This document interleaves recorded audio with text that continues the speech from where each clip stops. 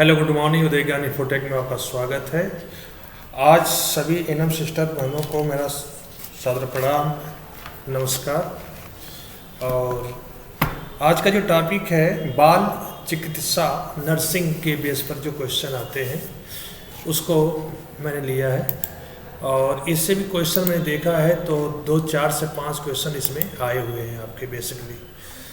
तो इसका इंग्लिश होता है पेडाइट्रिक्स नर्सिंग, अर्थात बाल चिकित्सा नर्सिंग, यानी कि बच्चों के रिलेटेड जो बिहेव पर जो क्वेश्चन बनते हैं कि कैसे उनके पोषण करना चाहिए, कैसा देखभाल करना चाहिए, क्या कैसे उनका आईक्यू निकालना चाहिए, तो इसके बिहेव पर भी मल्टीपल क्वेश्चन इसमें बनते हैं। तो सभी एनएम सिस्टर का मेरा कहना ये है कि प्रॉपर वीडियो को आप देखें, कम से कम आए तो एक बार लाइक ज़रूर करें। और जो एनएम सिस्टर बहनें चैनल पर पहली बार आती हैं वो कम से कम वीडियो को सब्सक्राइब कर लें। और क्योंकि उनको मैंने टॉपिक वाइज कम से कम 50 से 60 वीडियो डाल चुका हूँ। आप नहीं पढ़े हैं तो आप एक एक करके वीडियो को देखिए, आपको पूरा समझ में आएगा। और आपको अधिक से अधिक, अब तक टोटल मैंने लगभग 2000 से ऊपर क्वेश्चन डाल चुका हूँ आपके सिलेबस के हिसाब से। तो जाइए और उसको देखिए। चलिए देखिए, पहला क्वेश्चन है इस पर कि शिशु काल यानी इन्फेंसी होता है जीवन के प्रथम 4 सप्ताह के समय, या जीवन के प्रथम 3 माह का समय, या जीवन के प्रथम 6 माह का समय, या जीवन के प्रथम 1 वर्ष का समय। तो शिशु काल जो होता है आपका वो बेसिकली होता है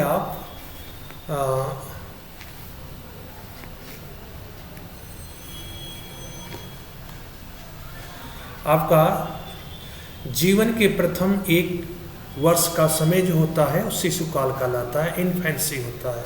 तो आपका क्या हो गया, 4th आपका करेक्ट आंसर है। नेक्स्ट,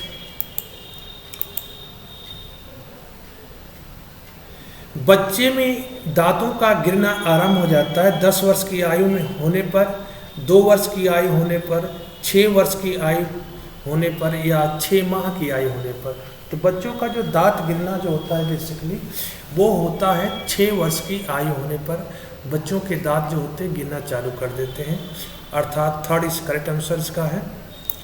नेक्स्ट, बच्चों को ठोसा आहार सॉलिड फूड देना आरंभ किया जाता है 5वें से 6वें माह में, 1 वर्ष के बाद, 2 वर्ष के बाद, या कभी भी।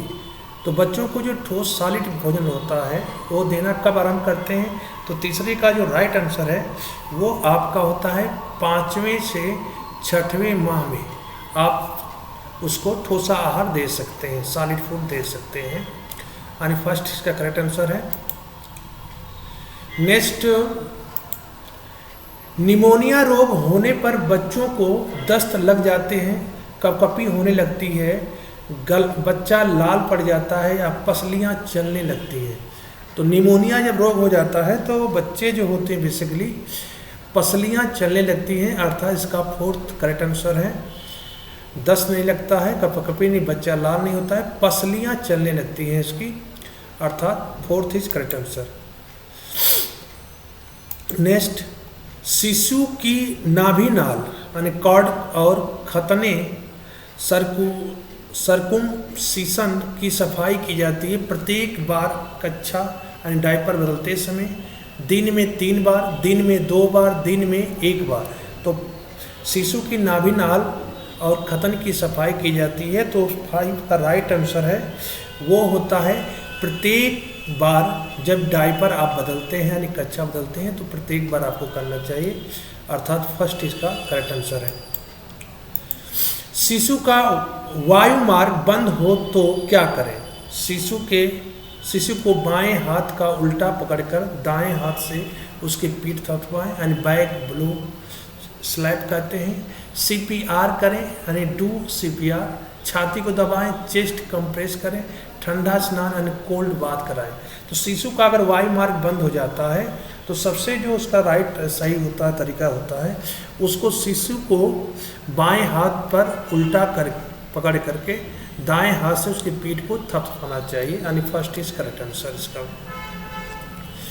आप प्रॉपर वीडियो को देखिए, आपके क्वेश्चन जो है इसमें बहुत मोस्ट इम्पॉर्टेंट क्वेश्चन मैंने डाला है उसके बीएड पर, और शिशु से रिलेटेड जो भी क्वेश्चन आएगा आपको उसमें आपको कम्प्लीटली समझ में आएगा।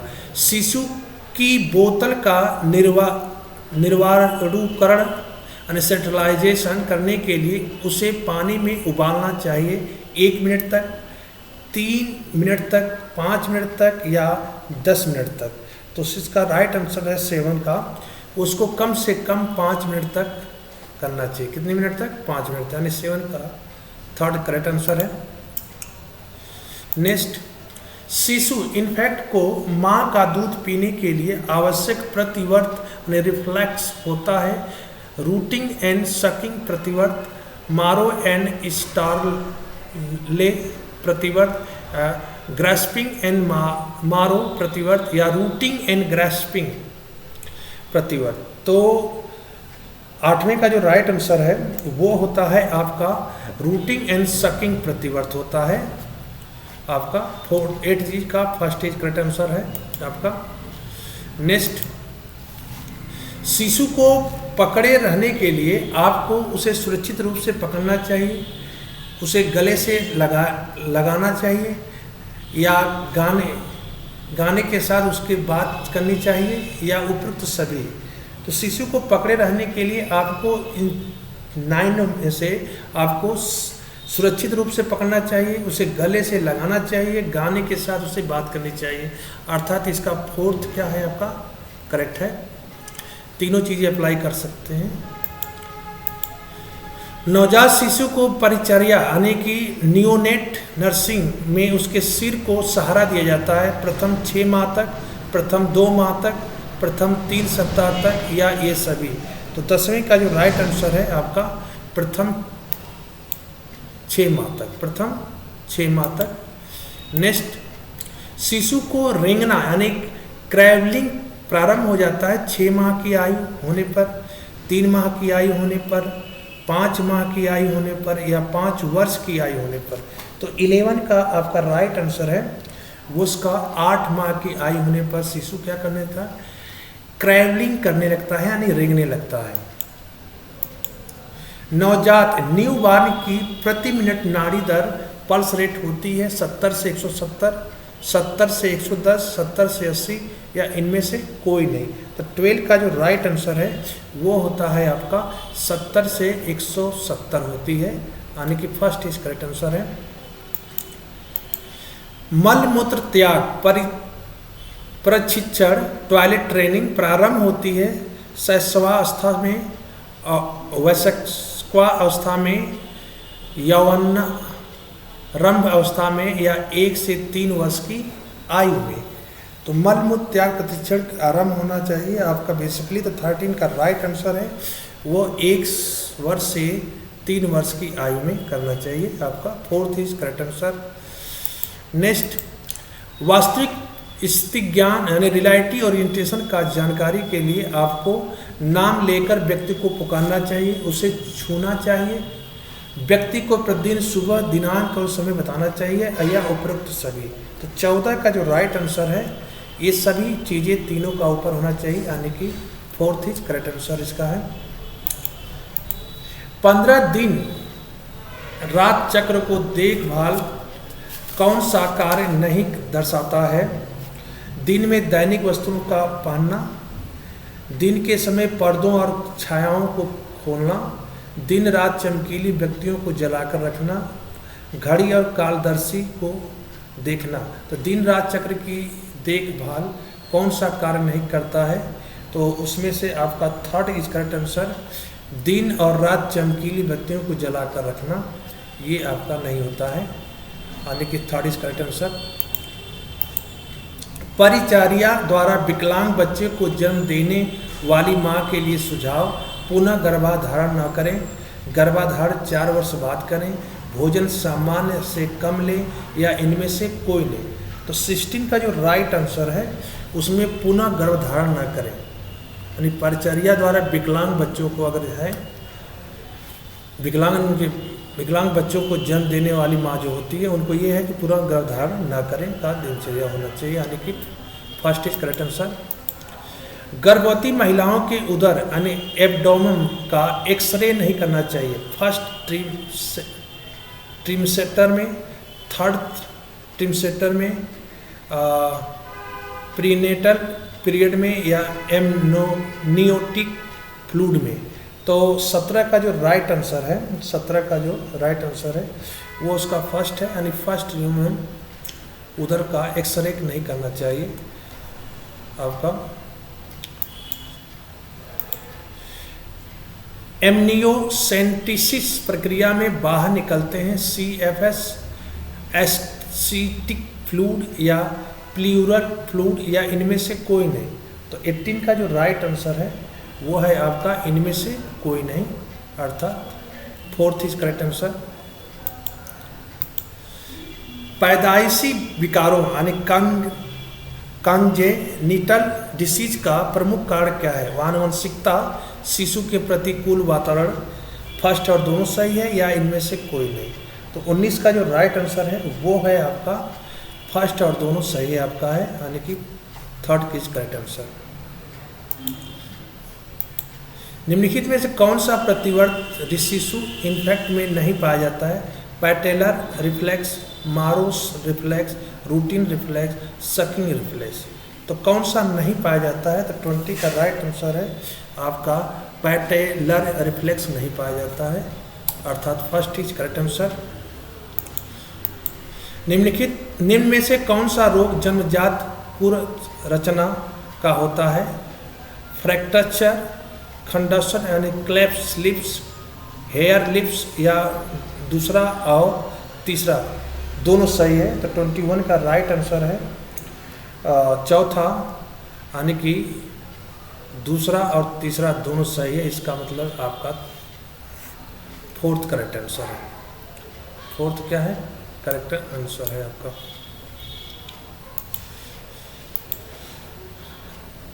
क्यूसिंग सिंड्रोम का कारण नहीं होता है पिट्यूटरी ट्यूमर, एब्डोनोमा, स्टेरॉयड थेरेपी या काला एजार। तो 22 का क्यूसिंग सिंड्रोम का कारण नहीं होता है, तो 22 का जो राइट आंसर है फोर्थ काला एजार होता है, यानी कि फोर्थ इज करेक्ट आंसर।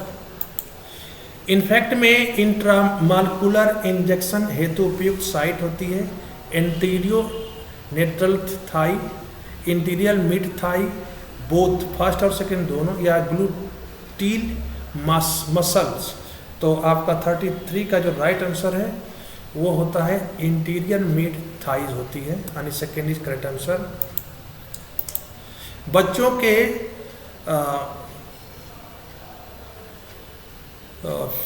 फिजियोसोशियोलॉजी जो होता है डेवलपमेंट को किसने प्रस्तुत किया था?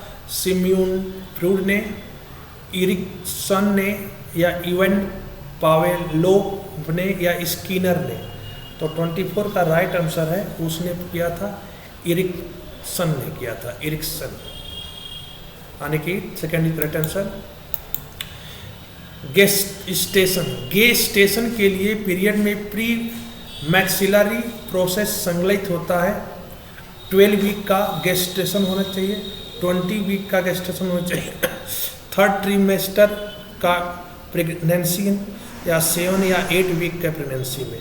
तो 25 का राइट आंसर है वो होता है 7 से 8 वीक के प्रेगनेंसी में संकलित होते हैं। छोटे बच्चों में ऑक्सीजन एडमिनिस्ट्रेशन की दर होती है 6 लीटर पर मिनट, 2 लीटर पर मिनट, 10 लीटर पर मिनट या 12 लीटर पर मिनट। 26 का जो राइट आंसर है वो होनी चाहिए 2 लीटर पर मिनट होनी चाहिए ऑक्सीजन एडमिनिस्ट्रेशन की रेट जो होती है। मेंटल एज, ये ध्यान दीजिएगा इसमें डिवीजन है, mental as divide by chronological age, यानी दोनों ईयर्स में होगा, इनटू 100 जो होता है वो आपके IQ को बताता है। क्या बताता है? IQ को, यानी कि IQ जो राइट आंसर इसका है। थ्रस रोग की चिकित्सा में प्रयुक्त औषधि होती है रिफनेम, पिक्सिन, निस्टेटिन, पैरासीटामोल या प्राइमाइन। तो 28 का जो राइट आंसर है वो है आपका निस्टेटिन होता है, आने की second is correct answer. Ghon's foci दिखाई देते हैं CT of head, x-ray chest में, अल्ट्रासाउंड में या ईसीजी में। तो 29 का राइट आंसर है वो होता है आपका एक्सरे चेस्ट में। निम्न में से किस आयु वर्ग में थ्यूस्मेटिक्स हार्ट डिसीज अधिक होती हैं? 5 से 15 में, 30 से 35 वर्ष में, 85 से 60 वर्ष में या 65 से 80 वर्ष में। तो 30 का जो राइट आंसर है वो होती हैं बेसिकली आपका 5 से 15 वर्ष की आयु में, यानी first is correct answer. Obesity का प्रभाव होता है तंत्रिकाओं पर, रक्तवाहिनियों पर, लसिका वाहिनियों पर या हड्डियों पर। तो ओबेसिटी का प्रभाव जो होता है आपका बेसिकली रक्तवाहिनियों यानी ब्लड वेसल पर होता है, यानी सेकेंड इज करेक्ट आंसर इसका है। ICMR हैदराबाद द्वारा प्रस्तावित कुपोषण चिकित्सा के 76 ग्राम मिश्रण में ऊर्जा पाई गई 330 kilo calorie, 200 kilo calorie, 1000 kilo calorie या 20 किलो कैलोरी। 32 का जो राइट आंसर है वो होता है आपका 330 किलो कैलोरी पाई गई थी, 330 कैलोरी। रेबीज के बचाव हेतु आधुनिक वैक्सीन यानी सेल कल्चर वैक्सीन लगते हैं 037 14 30 या 90वें दिन या 0730 या 90वें दिन, 0330 या 90वें दिन या 47 14 30वें दिन। तो इसका ये वो क्रम लगने का जो सीरियल है वैक्सीन का रेबीज के द्वारा। तो 33 का जो राइट आंसर है वो होता है आपका फर्स्ट 0 तीसरे दिन, 7वें दिन, 14वें दिन, 30वें दिन या 90वें दिन लगते हैं, यानी कि first is correct answer. Dapsone औषधि से किस रोग की चिकित्सा की जाती है? Diarrhoea, tuberculosis, measles, leprosy. तो 34 का राइट आंसर है लिप्रोक्सी का रोग की चिकित्सा की जाती है। 3 माह में कुपोषण के उपचार हेतु Indian council for medical research Hyderabad द्वारा प्रस्तावित मिक्सचर में गेहूं, चना, मूंगफली, सिकी हुई एवं गुड़ की क्रमशः मात्राएं होती हैं। गेहूं 40 ग्राम, चना 16 ग्राम, 10 ग्राम मूंगफली और गुड़ 10 ग्राम। तो ये क्रमशः है आपका। तो इसमें से राइट कौन सा होता है?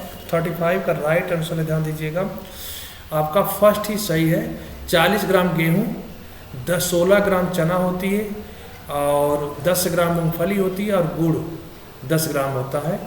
तो कुपोषण 3 माह में कुपोषण के उपचार हेतु जो मात्राएं दी जाती है वो इसी क्रम में मात्राएं होती हैं जो आपका गेहूं, चना, मूंगफली और गुड़ होती है। तो first is correct answer. Rabies में से बचाव हेतु सर्वोत्तम उपाय क्या होता है? Anti rabies immunoglobulin, cell culture vaccine या मॉडिफाइड सैंपल वैक्सीन या नन ऑफ द अबव। तो 36 का जो राइट आंसर है वो होता है फर्स्ट आपका होना चाहिए।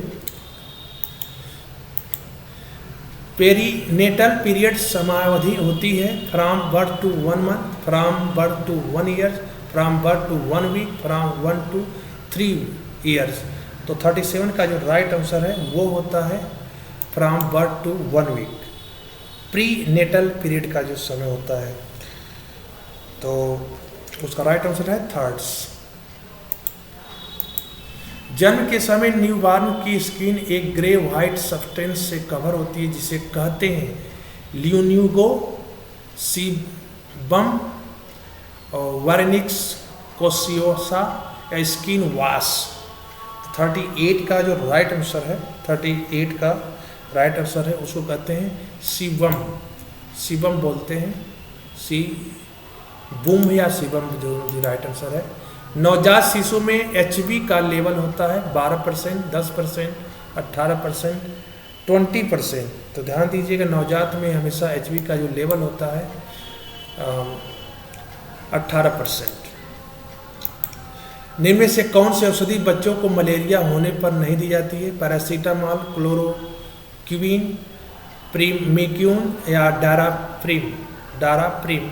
तो 40 का राइट आंसर है वो होता है आपका पैरासीटामॉल नहीं दी जाती है डायरिया के समय में। वीडल टेस्ट कराना चाहिए। वर्क आने के सूरत याद, ज्वर आने के तुरंत याद, ज्वर आने के 7वें दिन बाद, ज्वर आने से पहले या ज्वर समाप्त होने के बाद। तो वीडल जो टेस्ट कराई जाती है आपका वो कराना चाहिए आपको ज्वर आने के 7वें दिन बाद। परजीवी संक्रमण पैरासिटिक्स इन्फेक्शन से होने वाले रोग रैबिस, डिप्थीरिया, मलेरिया या मम्प्स।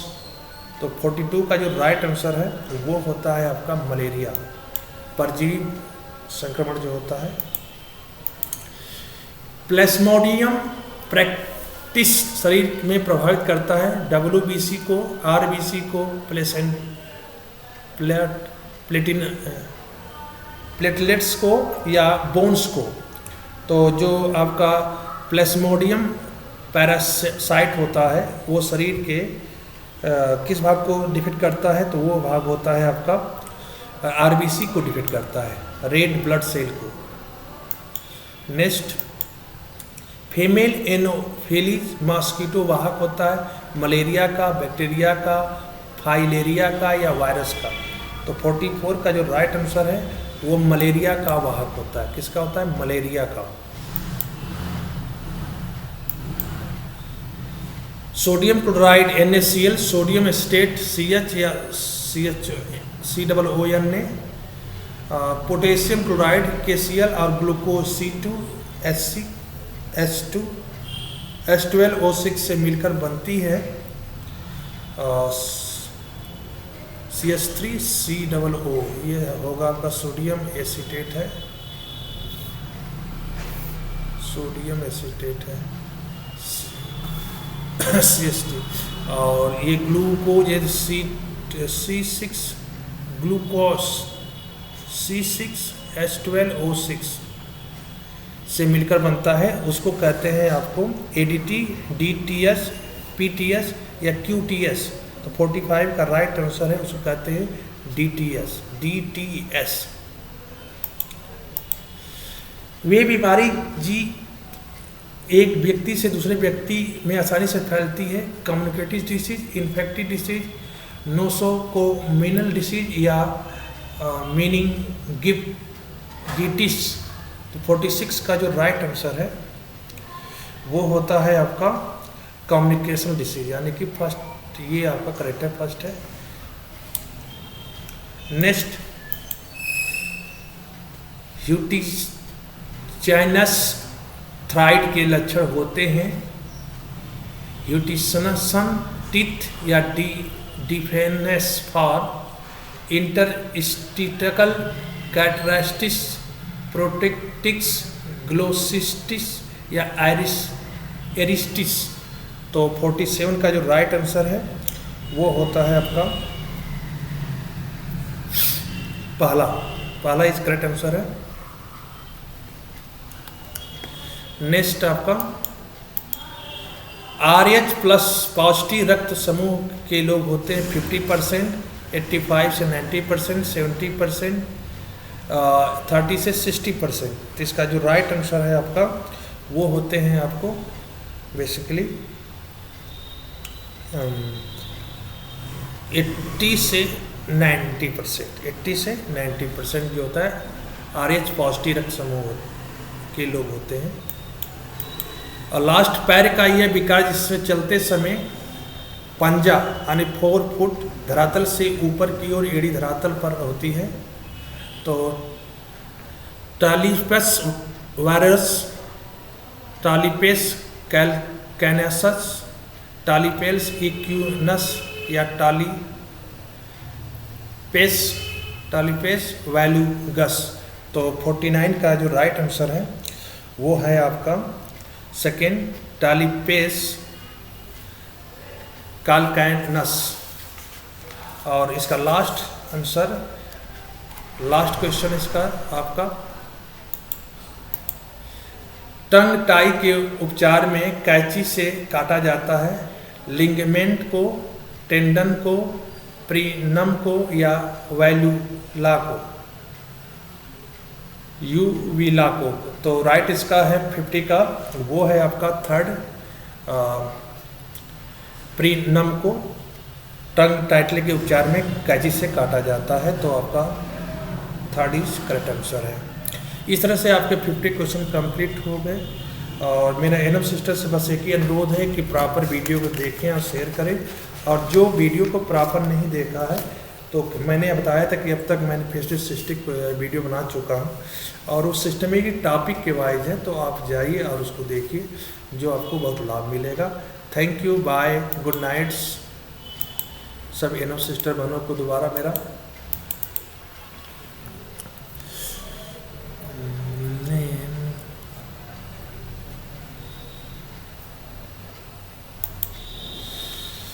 उदय 11 को ठीक।